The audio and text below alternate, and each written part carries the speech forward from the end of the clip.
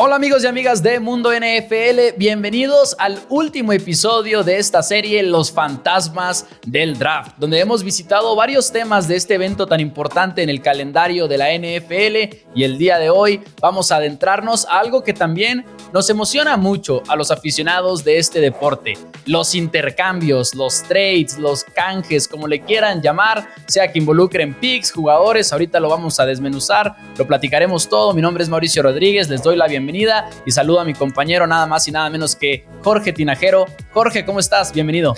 ¿Qué tal, Mauricio? ¿Cómo están, amigos de Mundo NFL? Ya estamos aquí para hablar en el último episodio, es correcto, de esta serie de Fantasmas del Draft. Esperemos que les haya gustado y creo que este último episodio toca temas interesantes porque el draft no solamente se trata de selecciones, sino involucra otros temas como el de hoy. Así es, y siento que es algo que además nos gusta mucho a los aficionados del fútbol americano. Me atrevería a decir que de hecho de todos los deportes de equipo, por ejemplo si hablamos de béisbol, de básquetbol, fútbol americano, siempre es emocionante cuando dos equipos dicen te cambio esto por aquello, porque también involucra un poquito de competencia en el sentido en el cual todos podemos opinar, ganó tal equipo, ¿sabes qué? Este equipo se llevó el mejor jugador o los mejores picks y creo que eso también le da un poquito más de sabor. Y cuando se trata de trades, de intercambios en la NFL es muy atractivo el tema de las selecciones porque puede involucrar tanto jugadores como picks, un trade sobre todo en el día del draft. Es correcto, creo que eso hay que ser sinceros y creo que todos ustedes lo han vivido, le da un sabor especial al draft, esperar o darnos esa sorpresa a los equipos en los cuales estás esperando que seleccione tal, pero de repente nos anuncian que ya fue cambiado para otro equipo y saber por quién están haciendo este trade. En ocasiones pues vemos sorpresas, vemos jugadores que han salido, que han resultado y otras ocasiones no. Pero al final de cuentas siempre tenemos este tema. ¿Es justo o es injusto el trade, el cambio? Y creo que de eso hablaremos también un poquito en este episodio. Sí, y de hecho creo que podemos empezar con lo básico, ¿no? En el mundo del draft de la NFL tienes tus selecciones, son selecciones que los equipos igual iban a percibir de manera diferente, depende de si necesitas llevarte a un jugador, ya hemos platicado de cómo evaluar a los prospectos, se puede variar también por el tema de, ¿sabes qué? Tengo a muchos jugadores que me gustan, que sé que van a estar ahí más tarde y este equipo quiere un quarterback, me está ofreciendo muchísimo con tal de subir y poder llevarse a su quarterback, cosas de ese estilo. Y creo que por ahí podemos empezar. El tema de que en el draft específicamente, incluso hay intercambios en los que no hay jugadores, se trata nada más de selecciones. Y llega un punto en el cual es tan sencillo como que necesitas a dos tipos de equipos. Uno que quiera subir unos cuantos turnos porque hay un prospecto que está volteando a ver que dice lo necesito en mi ofensiva, lo necesito en mi defensiva y no lo voy a dejar pasar, no me voy a arriesgar a que alguien más se lo lleve.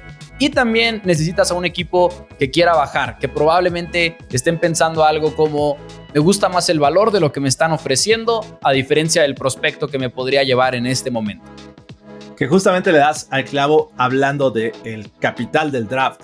Hay muchos equipos que llegan a estas instancias con pocas selecciones de draft, es decir, regularmente y hoy en día son 7 rondas, antes eran muchos más, pero imagínense que con 7 rondas un equipo llega con 4, con 5. Lo que ellos buscan es posiblemente tener mayor probabilidad en la selección del draft y encontrar ese siguiente Tom Brady, ese siguiente Terrell Davis. Entonces lo que quieren es hacerse de capital de draft, más selecciones. Entonces ese es el equipo que quiere bajar. ¿Y cuál es el que quiere subir? Posiblemente el que está tal vez buscando a ese jugador y que tiene también en el radar al equipo que está a continuación como ese probable rival que se puede llevar a ese jugador que tienen en mente. Y a veces son hasta rivales divisionales, ¿no? Por ejemplo, ahorita que estamos grabando esto, pleno 2023, Houston está en el pick número 2, tienes a los Colts en el número 4, ambos equipos que podrían estar buscando un quarterback, y ha habido muchos rumores, ¿no? Hay de que igual y Houston nada más está jugando con Indianapolis con tal de que se queden sin un quarterback, cosas por el estilo. Es correcto, sí, justamente iba para allá, pero ya tocaste bien el punto, así es que eso creo que también le da mucho sabor, ¿no? El tema de las rivalidades, e incluso hay ocasiones en las que hemos visto que los mismos rivales de la división hacen trades. Hemos visto a los Cowboys y los Eagles recientemente hacer este tipo de movimientos, de intercambios, y bueno, han resultado interesantes. Pero bueno, vamos a continuar con el valor que le da cada equipo a sus selecciones. Sí, porque estos trades pues tampoco se los inventan los equipos de la NFL. No es como que, ¿sabes qué? A mí sí me gusta una segunda ronda más que una primera, aquí lo intercambiamos. No, cada uno de estos picks tiene un valor y muchas veces los equipos tienen números para respaldar el valor que tiene cada selección. El primer ejemplo de cómo surgió este tema de los valores numéricos se da con Jimmy Johnson, coach histórico de los Dallas Cowboys. Ahora lo sabemos ya, todo este miembro también del Salón de la Fama para el equipo de los Vaqueros de Dallas. Y llega un punto en el cual estás comentando ahí, ¿sabes qué? Yo tengo una tabla que dice que el primer pick del draft vale 3,000 puntos. Y de ahí para abajo. Y desde entonces se ha ido revolucionando el tema de este valor, pero es importante poner en la mesa que estos términos de te cambio una selección de primera ronda por una de primera y una de tercera del próximo año, cosas por el estilo, no es inventado, sino hay muchos números que lo respaldan. Sí, de hecho, lo que hace Jimmy Johnson es algo bastante interesante porque cada quien efectivamente tenía el valor de sus selecciones. ¿Qué tanto valor le daba un equipo a la primera ronda, a la segunda o a la tercera? Lo que trató de hacer Jimmy Johnson es una homologación. A cada selección le dio un valor, es decir, empezaba, por ejemplo, en la primera ronda con un valor de 3,000 e iba decrementando hasta llegar al último pick. Entonces, cuando alguien buscaba hacer un intercambio con otro equipo, simplemente decía, yo quiero cambiarte mi segunda ronda que vale, vamos a decir, 1,500, y tendrías que buscar algo que sumara esos 1,500 para que esto fuera pues relativamente justo. Entonces, creo que Jimmy Johnson hizo muy bien en hacer esta tabla, pero como ya mencionas, creo que en la actualidad ya todos tienen su propia tabla, lo cual pues también se vuelve un poquito un relajo, ¿no crees, mi estimado Mauricio? Sí, pero por eso se dan, al final de cuentas, ¿no? Los intercambios. Si tú tuvieras un equipo de la NFL, Jorge, y yo tuviera un equipo de la NFL y usáramos la misma tabla, nunca nos pondríamos de acuerdo, ¿no? Porque diríamos, ¿sabes qué? Es que no me conviene, estás ganando tú, pero si yo tengo una tabla, tú tienes otra, igual ahí nos están dando resultados diferentes. Alguno de los dos va a estar equivocado o correcto, y también depende al final de cuentas de cómo le va al jugador que selecciones, al jugador veterano que también podrías estar incluyendo en el trato. Entonces es muy, muy interesante que como cada equipo tiene sus propios valores, se dan estos intercambios en el primer lugar. Creo que cuando Jimmy Johnson es el pionero que dice, ¿sabes qué? Vamos a utilizar esta tablita, que hay que decirlo, se ha dicho siempre que los números eran, pues, no quiero decir al ahí se va, pero no estaban tan apoyados o respaldados en datos analíticos como hoy en día muchos de estos equipos lo hacen, pero con esa misma tabla, haciendo que los otros equipos de la NFL no tenían una cosa similar, pues se pudo aprovechar de muchos casos, se pudo aprovechar de muchísimos equipos con este tipo de intercambios de una manera un poquito más analítica, con datos que respaldaban sus decisiones. Y de hecho ahorita más adelante en el programa vamos a estar viendo un ejemplo de cómo se aprovechó de uno de estos equipos. Es correcto. E incluso nos podemos saltar un poquito al tema de las filosofías que también hemos visto en estos temas de intercambios de draft, como los Rams, que me parece que ellos tienen otra mentalidad en este sentido porque no le dan el mismo valor que otros equipos, ¿no? Ellos, si ven un jugador que es élite, que es muy bueno, lo que van a hacer es ofrecer sus selecciones de draft y no les interesa perder las primeras rondas. ¿Cuántas ocasiones hemos visto recientemente que han obtenido jugadores a cambio de sus primeras selecciones de draft? Y bueno, al menos ya les dio un Super Bowl, ya les dio resultados, mi estimado Mau. Sí, porque ahorita podrían muchos señalar el hecho de que quizá Rams vaya un poquito para abajo con el tema del tope salarial que están navegando, etcétera, pero ya les funcionó, ya tienen ese anillo, ese Lombardi, como tú lo dices. Y sí, Rams ha tenido esta filosofía de que yo prefiero un jugador veterano que se ha probado en la liga, es decir, que no estoy lanzando un dardo o tirando un dado para ver si un novato al cual estoy apostando se puede lograr ser un buen jugador profesional al siguiente nivel, sino que ellos prefieren la veteranía, prefieren lo que ya está demostrado en el terreno de juego. Y muchos dirán, creo yo, bajo esta misma lógica, ¿por qué no lo hacen más equipos? ¿Por qué no hay más equipos que dicen, me voy a deshacer de mi selección de primera ronda o de segunda, o si nos queremos ir más tarde en el draft, quinta, sexta, séptima, por jugadores que ya están probados en la NFL? Y yo creo que aquí tiene mucho que ver el tema financiero, si lo queremos ver desde un punto de vista de tope salarial, un punto de vista de efectivo que gasta el equipo, pero hay una manera de ver la construcción de equipo de la NFL que a mí me gusta mucho, que es, en promedio, en un mundo ideal, tienes entre 6 y 8 selecciones en cada draft, en cada año. Y estos jugadores que tú estás seleccionando tienen un contrato de 4 años. En otras palabras, en todo momento, tú tienes más o menos entre 24 y 32 jugadores en tu roster de 53 que están bajo un contrato de novato. Y ellos te salen muy baratos relativamente. Entonces, 50% de tu equipo son jugadores más o menos seleccionados en el draft. Y digo más o menos porque hay todo tipo de casos, ¿no? Como lo decías, Jorge, hay equipos como los Rams que se han deshecho de muchos picks. Hay otros equipos que han hecho muchísimas selecciones porque han acumulado y acumulado a lo largo de los años, y por eso de repente tenemos equipos que van a hacer 3 selecciones en la primera ronda o algo por el estilo. Pero hablando en términos generales, en términos de un promedio alrededor de la liga, 50% de tu equipo son jugadores en contratos de novato.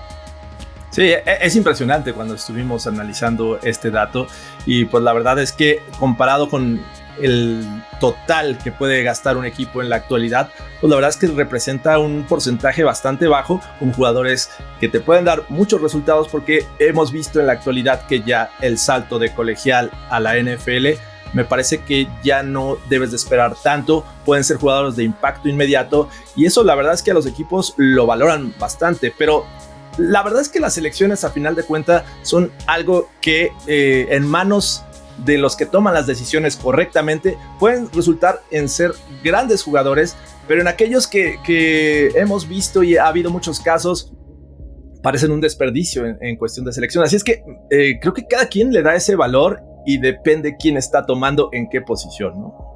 Sí, y también la situación que tengas en tu roster, ¿no? Porque precisamente si ya estás muy cerca de ser este equipo que puede ser un contendiente al Super Bowl, quizá necesites más la ayuda de un veterano que de un jugador novato para el futuro, ¿no? Ahí hay ese balance entre quién me puede ayudar ya, hoy en día, y quién me puede ayudar a lo largo de 4 años. Y cuando digo ayudar, no estoy hablando necesariamente de un jugador titular, como lo hemos platicado anteriormente en este programa de los fantasmas del draft, sino que podríamos estar hablando de jugadores de rotación, jugadores promedio. Muchas veces vemos la palabra promedio como un defecto en un jugador, cuando en realidad son necesarios. Tú no puedes construir un equipo de la NFL si no tienes jugadores promedio. Los necesitas, quieras o no. Igual y no son los jugadores de los que hablan todos los aficionados, pero son necesarios en cada uno de los equipos. Entonces, sin duda alguna, eso es importante. Pero hablando de los jugadores que sí nos llaman la atención, el primer pick, el famoso primer pick de cada año, también ha sido intercambiado muchísimas veces. Es correcto. De las 57 temporadas que van desde la fusión entre la AFL y la NFL, ha habido 13 cambios en esta posición. 13 de 57, que no es mucho, pero tampoco es tan poquito. De hecho, este 2023 vamos a tener este cambio, y ya lo vimos entre los Bears y los Panthers, ¿no? Ahí vamos a ver quién va a ser el primer jugador llamado en este draft 2023, que es uno de estos 13 de los que llevamos desde esta fusión. Yo creo que es el fantasma del draft actual, ¿no? El hecho de que ya se lo llevaron el equipo de las Panteras de Carolina, están ahorita en el reloj, entre comillas. Digo, si están viendo este programa después, ya igual y ya saben a quién se llevaron. En este momento muchos dicen que va a ser Bryce Young de Alabama, pero por ahí pueden ver más contenido al respecto a través de los canales de Mundo NFL, de lo que sucederá este mismo año en 2023. Pero hablando de fantasmas, algo que queríamos hacer el día de hoy es, una vez que hemos hablado un poquito acerca de cómo funcionan estos intercambios, de qué es lo que los equipos tienen en cuenta cada vez que hablan de estos intercambios, queremos hablar de fantasmas que se han visto ya en años de historia de la NFL, hablar de algunos de los intercambios más locos, de los mejores intercambios que hemos visto en la historia de la NFL, y también, hay que decirlo, de los peores que hemos visto en esta historia de la liga. Sí, ¿cómo no mencionar aquel que se llevó a cabo entre los Dallas Cowboys y los Minnesota Vikings por nada más y nada menos que un running back llamado Herschel Walker en 1990. Los Vikings estaban en una posición en la que decían, yo nada más necesito un running back y estoy del otro lado, puedo competir por el título. Y en cambio los Cowboys, que tenían a este muy buen jugador, hay que decirlo, Herschel Walker es uno de los mejores que ha jugado este deporte, lo que hicieron fue mandarlo a Minnesota por una cantidad brutal de selecciones, y no nada más selecciones, Mauricio, también jugadores, ¿no? Sí, y de hecho esto estaba leyendo el otro día, de hecho precisamente en preparación para este programa. Jimmy Johnson se le ocurre la idea porque vienen de una temporada de 1-15, 1 ganado y 15 perdidos, y dice, si no nos deshacemos de uno de los mejores jugadores en nuestro roster, no vamos a poder reconstruir el equipo. Y vaya que lo pudieron reconstruir, porque de este intercambio con todos los jugadores y selecciones que mencionamos, Cowboys termina a partir de ese intercambio con jugadores como Emmitt Smith, con jugadores como Darren Woodson, titulares de una dinastía de los 90s que sabemos son gran parte de la historia de los Dallas Cowboys. Y si no era deshacerse de un jugador tan histórico como Herschel Walker o tan reconocido en la liga, quizá no te daban tantas piezas para que trabajaras con ello, porque por cierto, no es como que Johnson haya hecho la selección inmediato después de este intercambio, sino todavía hizo más movimientos, probablemente utilizando esa tablita de la que platicábamos para poder aterrizar a todos estos jugadores. Porque, en resumen, fueron 5 jugadores los que recibieron los Cowboys. Uno de ellos, de hecho, no quiso jugar para ellos y lo mandaron a San Diego, a los Chargers, y 8 selecciones en total. Mencionabas ahí los jugadores que los Cowboys seleccionaron, y esto le dio la ventaja y la oportunidad a este equipo de Texas en crear un equipo y una franquicia ganadora. A fin de cuentas, le ayudaron a conseguir 3 títulos más. Los Minnesota Vikings, en cambio, llegaron a playoffs ese año, perdieron en la primera oportunidad, y Herschel Walker simplemente jugó 2 años más y hasta ahí llegó. Así es que ustedes pueden decir quién fue el ganador en este trade, en este fantasma del draft, porque la verdad es que fue impresionante en su momento. Y lo que me gusta de este pues sí, caso es que es un ejemplo perfecto de lo que mencionábamos al inicio, ¿no? La situación de cada equipo. Vikingos lo veía como esa pieza faltante y Cowboys venía de una de sus peores temporadas, de hecho la peor desde la fusión. Entonces, uno de los muchos ejemplos de cómo estas situaciones también impactan las decisiones de los equipos y también algunas, por así decirlo, enamoramientos, creo yo, de coaches con un jugador. Y creo que eso le pasó a Mike Ditka por ahí de hace ya algunos cuantos años con Ricky Williams, corredor del cual se enamora y dice, ¿sabes qué? Todo el draft de 1999 lo voy a intercambiar por la selección número 5 del draft, con la cual se llevó a Ricky Williams. Pero se deshizo de todos los picks de ese mismo año. Todos los del draft de 1999, y hay que agregar 2 más del siguiente año, en el 2000, hicieron el cambio con Washington. Así es que los Saints tuvieron la oportunidad de llevarse a uno de los mejores prospectos en la posición running back, que hay que decirlo, les dio resultados. No fue en el cual montaran ahí un equipo ganador, pero sin duda creo que el trabajo de Ricky Williams era bastante impresionante.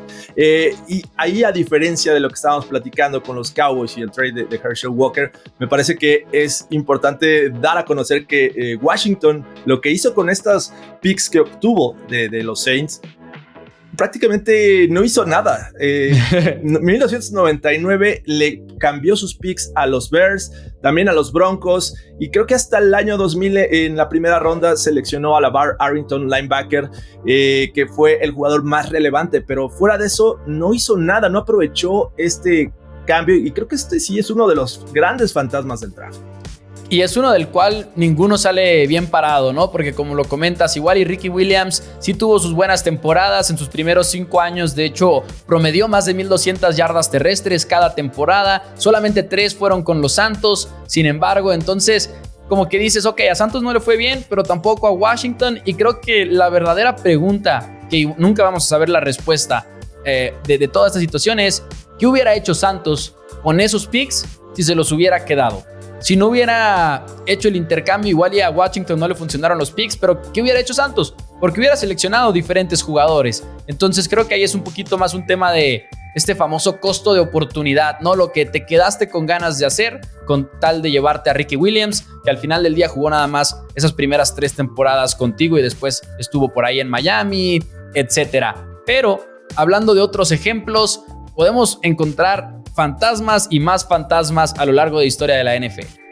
Siguiendo con el tema de cambiar jugadores, pero ahora los que sí le fueron bien, porque hay que decirlo, sus equipos que los seleccionaron en primera instancia, me parece que por alguna u otra razón decidieron abandonar el proyecto. Y tenemos el caso de Jerome Bettis, que fue seleccionado por los Rams en ese entonces.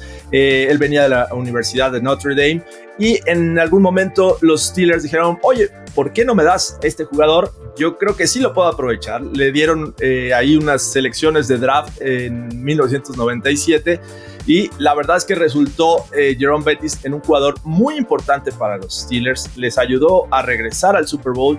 De hecho, lo ganó en su tierra natal, en Detroit, en la temporada 2005, ese Super Bowl que le vencieron a los Seahawks. Así es que Jerome Bettis se metió a la conversación como uno de los mejores de todos los tiempos porque en su producción lo puso en ese lugar. Así es que ese fue también este trade que dices, ¿por qué lo dejaron ir los Rams si tenías necesidad? Pero bueno, este es sin duda otro fantasma del draft. Y lo es, y aparte el trade quizá a pesar de que ya tenía esa experiencia en la NFL, se da en un día del draft. Y ojo, porque eso también puede pasar. Igual ya hablamos mucho de estas elecciones que se intercambian y todo, pero no nos vayamos más lejos. Hace poquito A.J. Brown del equipo de los Titanes de Tennessee se termina yendo con el equipo de las Águilas de Filadelfia y los ayuda a llegar al Super Bowl, ¿no? En el año pasado. Así que ese tipo de ejemplos también se van dando. Está el caso de Steve Largent, que era parte de los Oilers, hablando ahí de Titanes. Saludos a los Oilers también. Se juega 4 juegos de pretemporada, disculpen, con el equipo de los Oilers y luego se va al equipo de expansión de los Seattle Seahawks, termina en el Salón de la Fama y siendo una gran parte de la historia de Seattle. ¿Y qué me dices también del famoso Steve Young, que en su momento padeció jugando en un principio con los Tampa Bay Buccaneers? Él fue obtenido en un draft suplementario, el cual pues él decidió jugar primero en otra liga, después lo adquieren los Bucs mediante este draft. Y bueno, después de unas temporadas y de no funcionar, de tener tanta frustración por cómo estaban las cosas en Tampa Bay, los Niners dicen, ok, yo me lo llevo, que funcione en este momento como el backup del gran Joe Montana, y a la postre, cuando él ya no puede estar, va a tomar los controles. Montana de hecho fue cambiado en algún momento y termina siendo Steve Young el titular, cosa que esto les valió 3 años después, porque en 92 empieza en esta titularidad, 3 años después llegan al Super Bowl y vencen a los San Diego Chargers, y esto le da el 5º Super Bowl a la franquicia de San Francisco. Y quedémonos con San Francisco un rato, porque estos fueron ejemplos de jugadores que ya estaban en un equipo y los intercambiaron en el día del draft y les fue bien. Pero hablando de esos jugadores de los que se enamora un equipo, como Ricky Williams, que ahorita lo platicábamos, y que dicen, ¿sabes qué? Voy a subir unos cuantos turnos a cambio de otro pick con tal de llevarme al jugador que quiero. Ya no me quiero arriesgar a perder a este jugador. Los 49ers así se llevaron a Jerry Rice. Y sabemos que Jerry Rice no nada más es el mejor receptor de todos los tiempos, sino está en la discusión de ser el mejor jugador punto de todos los tiempos, ¿no? Incluyendo quarterbacks, incluyendo defensivos. Jerry Rice es de lo más grande que ha habido en la historia de la NFL, si no es que lo más grande. Y subieron en el draft para no arriesgarse a perderlo. Y eso que no se fue tan temprano en el draft. Y de hecho hay unas entrevistas y hay libros que cuentan esta historia, que le preguntaban a Bill Walsh, ¿hay algún jugador que te guste de este año? Y que decía, hay uno, pero no revelaba quién. No, hay uno en específico que quiero. Y subieron por él en el draft y se lo llevaron. Es correcto, sí, es un gran ejemplo y un fantasma del draft, porque bueno, este trade que hicieron los Niners les valió en tener al mejor jugador de todos los tiempos en cualquier posición. Pero ¿qué me dices de otro que creo que involucra otra vez a los Steelers? En el draft de 2003 ellos vieron y corrieron el riesgo, porque los Chargers, que estaban también arriba de ellos, querían tomar un safety, y eso es lo que todos tenían en el radar. Sin embargo, dejaron pasar a Troy Polamalu y ellos vieron la oportunidad de subir posiciones, hacer un cambio con los Chiefs, y poder tomar a uno de los mejores safeties que hemos visto en los últimos años, Troy Polamalu, que venía de la Universidad de USC. Y bueno, a fin de cuentas tampoco le salió tan mal a los Chiefs, porque el hecho de haber bajado posiciones les hizo adquirir a Larry Johnson, un running back que fue espectacular, que les ayudó bastante a obtener victorias. Y pues la verdad es que cada quien se llevó un buen jugador. Sin embargo, bueno, estamos hablando que Troy Polamalu es un Hall of Famer. Los Steelers lo vieron, se enamoraron de él y bueno, ahí se lo llevaron, otro fantasma del draft. Y luego, un ejemplo un poquito más reciente, ya habíamos mencionado también a Emmitt Smith con los Cowboys cuando hablamos del trade por Herschel Walker, es un jugador por el cual también subieron, pero quedémonos con un ejemplo que ahorita todavía impacta a la NFL. El equipo de los Chiefs de Kansas City tenía la selección número 27 en el año en el cual se llevó a Patrick Mahomes, pero como es un quarterback, están dispuestos a hacer este salto de 17 selecciones, que es un salto bastante masivo en la primera ronda, no les salió barato y se llevan a Patrick Mahomes, quien en su momento se veía como este proyecto arriesgado. Todo el mundo sabía que Mahomes tenía el superbrazo, todo el mundo sabía que Mahomes había hecho grandes cosas en la Universidad de Texas Tech, pero para muchos la pregunta era, ¿puede aplicar ese estilo de juego en la NFL? ¿Va a funcionar? En el momento no sabíamos, ahorita pues creo que la respuesta es más que clara, ¿no? Digo, Patrick Mahomes se ha establecido como uno de los mejores mariscales de campo en años recientes en la liga y tuvieron que pagar caro, pero también ahí volvemos a la situación de cada equipo. Chiefs sabía que podía ser paciente porque tenía a Alex Smith en aquella temporada, entonces sabían que podían esperar, sabían que valía la pena pagar y tomar el riesgo y ahorita sigue pagando dividendos esa apuesta. Es un ejemplo reciente, pero es un ejemplo, creo yo, también muy efectivo y un fantasma del draft. Sin duda, creo que es un gran ejemplo cuando te enamoras de ese jugador. Andy Reid lo tenía muy claro. La mayoría de los analistas del draft decían que este jugador podría salir tarde en la primera ronda o tal vez caer hasta la segunda ronda. Sin embargo, vimos que los Chiefs no les importó, subieron demasiadas posiciones y bueno, se hicieron de el que hoy es uno de los mejores quarterbacks y ya le dio 2 títulos al equipo de los Kansas City Chiefs. Pero no todos los trades salen bien, no todos los trades son casos positivos como los que hemos estado comentando recientemente. Hay unos que ahora sí que, para hacerle honor a la palabra, asustan un poquito y hay casos muy recientes como por ejemplo el de Blaine Gabbert con el equipo de los Jaguares y el equipo de Washington. Sí, ¿qué me dices de ese trade en el que los Jaguars dicen yo quiero a mi quarterback del futuro y suben posiciones con Washington y a final de cuentas ellos se quedan con él? Y Washington selecciona después a Ryan Kerrigan, que me parece que fue un jugador productivo en su defensiva. Y sí, desafortunadamente para los Jaguars no le salió nada bien. Y aunque hoy en día como que ya se ha vuelto un poquito más común el debate y la conversación de que un corredor no vale una selección de primera ronda, digo, esté bien o esté mal, nada más poniendo en la mesa que existe ese debate, en algún momento y hace muy poco no se veía de esa manera. Y Browns quiso subir por Trent Richardson, corredor de la Universidad de Alabama, a la 3ª selección global. Pagaron bastante por Richardson. Y este jugador estuvo en algunos cuantos equipos de la NFL, incluyendo los Browns, incluyendo Baltimore, Raiders, pasó un tiempo por los Raiders, los Colts. Entonces, es un jugador que de plano nunca se acomodó en la NFL y Cleveland tuvo que pagar mucho por él. Y no nada más se vuelve un tema de, bueno, no me resultó Trent Richardson, se vuelve un tema de ¿a quién me pude haber llevado con la selección número 3 de ese año? ¿No? O sea, volvemos al tema de costo de oportunidad. El llevarte a un jugador es dejar pasar a muchos otros y ahí es donde está el verdadero costo de equivocarte en el draft. Y vamos a cerrar con este ejemplo que justamente en el primer episodio hablábamos de quarterbacks y la importancia de saberlos seleccionar. Y bueno, involucra a los Chargers en 1998, los cuales tenían el 3er pick en el draft en la primera ronda y optan por subir una posición y esperar el quarterback que los Colts no iban a seleccionar.